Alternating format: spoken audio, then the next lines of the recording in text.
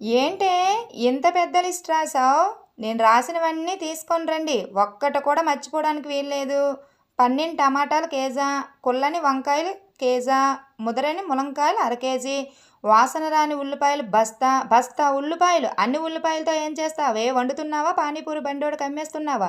ఏంటి పని మనిషితో వాదిస్తున్నట్టు నాతో వాదిస్తున్నావు? నేను ఎవరికైనా అమ్మేస్తున్నాను అనుకుంటున్నావా? ఈ దేశంలో ఆకలి కోసం అలమటించేవాడికి, పండించే రైతుకి ఎలాగైతే ఆత్మహత్యలు తప్పవో, ఇంట్లో ఉండే హౌస్ వైఫ్ కూడా అవమానాలు అపనిందలు తప్పవండి. ఆపవే ఆపు. ఆస్కార్ పర్ఫార్మెన్స్ చూసేవాళ్ళు వినేవాళ్ళు నిజమేని అనుకుంటారు. నోరు మూసుకొని నేను చెప్పినవి తెస్తారా, లేక హార్పిక్ చిరంజి తీయమంటారా? మీ ఆడవాళ్ళకి ఏం పట్టుకుందే? మగవాళ్ళని బతకనీయరా? చంపేయండి. మా మగవాళ్ళందరినీ చంపేసి మీ ఆడవాళ్ళు మాత్రమే ఉండండి. మీరు నేను చెప్పినవి తెస్తారా తేరా? నువ్వు హార్పిక్ అన్నప్పుడు కూడా నేను తేకుండా ఉంటానా? తెస్తాను, లేకపోతే చేస్తాను కదా. అలా రండి దారిలోనికి.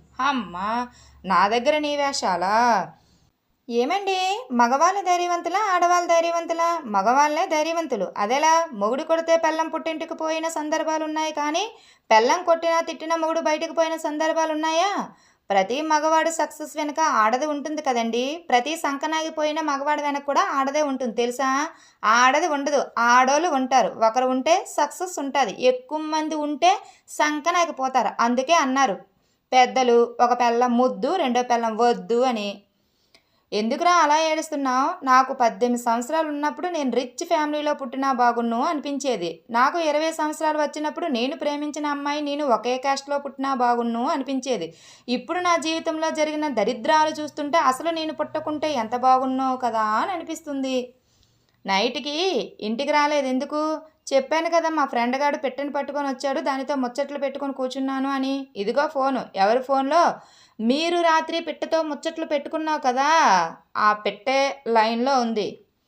ఇదిగో కోడలి పిల్ల, నేను సినిమాకి వెళ్తున్నాను. నేనే వస్తాను అత్తయ్య. ఎందుకే? టికెట్ డబ్బులు దండగా. నేను వెళ్ళి సినిమా చూసి వచ్చి సినిమా ఎలా ఉందో చెప్తానులే. నేను వచ్చేసరికి వంట చేసి పెట్టు, నేను తిని పెడతాను. ఎందుకత్తయ్యా ఖర్చు దండగా? నేను తిని రుచి ఎలా ఉందో మీకు చెప్తానులే.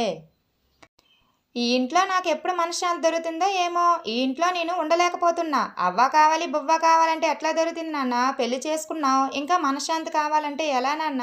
నువ్వు అన్న మాటలు ఎలా ఉన్నాయంటే చచ్చిపోదామని పురుగుల మందు తాగి, లేదు నేను బ్రతకాలంటే ఎలా కుదురుతుంది నాన్న?